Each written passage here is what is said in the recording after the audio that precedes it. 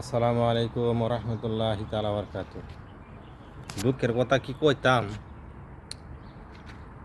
ইন্ডিয়াতে দুই ভাইয়ে এক বেডিরে শাদি করছে। পৌঁছে দিই আপনারা, এক বউর লগে কি থাউন যাইব, কীভাবে আর শাদি করে? আমরা কি ইসলামের মধ্যে জায়েজ আছে?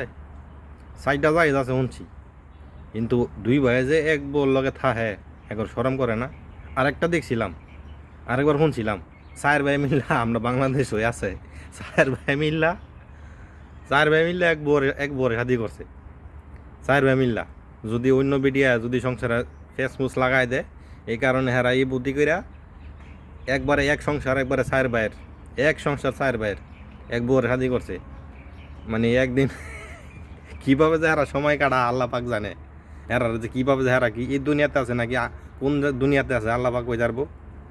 এরা কোন দিনেতে বসবাস করে, এরা কি ইসলাম ইসলাম কি মাইনা চলে নাকি না মাইনা চলে, এটা কি কোন ধরনের তরিকা বা বেহারা চলাফেরা করে আল্লাহ পাক জানে।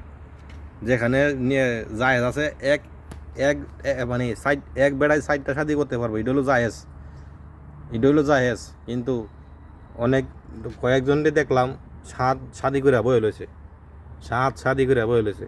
কি কইতাম, কয়া গায়ে শেষ করুন এত না। আমরা কই যামু, কোন দুনিয়াতে বসবাস করি আল্লাহ পাক কই পারবো।